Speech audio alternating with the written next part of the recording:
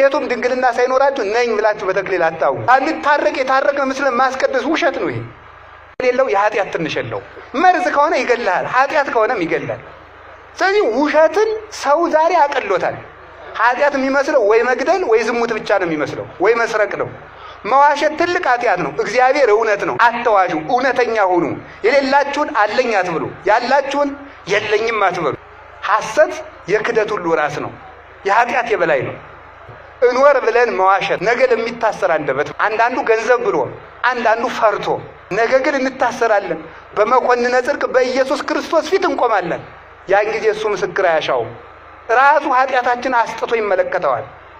የሌላችሁን አለኝ አትበሉ። ሰው ጋር ለመኖር ብላችሁ ቁና ሳይኖር አለኝ አትበል፣ ውሸት ነው። ሴቱም ድንግልና ሳይኖራችሁ ነኝ ብላችሁ በተክሊል አታው አንታረቅ የታረቀ መስለን ማስቀደስ ውሸት ነው። ይሄ ቂማችሁን ተው፣ ሕፃን ሁኑ፣ ቂም ተው፣ ቂም አይኖርባችሁ። ቂም በሰው ልብ ውስጥ ተቀምጦ የሰውን ሕይወት የሚበላ ትል ነው ይላል። ቂመኛ ሰው ሰላም የለው። ራሱን ትል የቆሰነት አካል እንደሚበላ የሰውን ሕሊና የሚበላ በውስጥ የተቀበረ አውሬ ቂም ነው። እንቅልፍ የሚያሳጣ ሰውን ባየነው ቁጥር አይምሯችን እንዲደማ የሚያደርግ ምንድነው? ቂም ነው። ሰላማዊ ሰው ማን ነው ካላችሁኝ፣ ሰውን ያልበደለ ሰው ነው። በሰው ቂም የማይቋጥ እንዴት ብዬ ቂም ይጥፋልኝ? የበደለኝ የበደለች ብዙ ነው። እግዚአብሔር ለአንተ ስንት ነገር ትተወልሃል ነው መልሱ።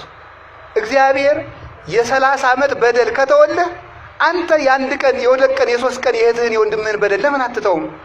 እግዚአብሔር ሁሉ ዕዳ ትተወልሃል። ሰርቀህ ዝም፣ ዘሙተህ ዝም፣ አመንዝረህ ዝም፣ ተሳድበህ ዝም፣ ደብድበህ ዝም፣ እግዚአብሔር ሁሉ ዝም ብሎ አይተዋል።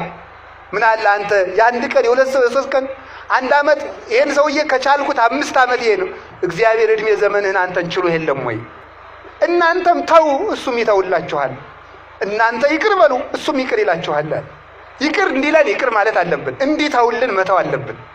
ሰላማዊ ሰው እግዚአብሔርን የሚመስል ሰው እንኳን ከሰው ጋር ከአውሬ ጋር መኖር ያውቃል። ክፉ ሰው ደግሞ ከራሱ ጋር መኖር አይችልም። የመጀመሪያው ጦርነት ምንድን ነው? ሰው ከራሱ ጋር የሚያደርገው ጦርነት ነው። ከራሱ ጋር ያልታረቀ ሰው ከሰው ጋር መኖር አይችልም። ከሰው ጋር መኖር ያልቻለ ሰው ሕዝብና ሕዝብን ያባላል።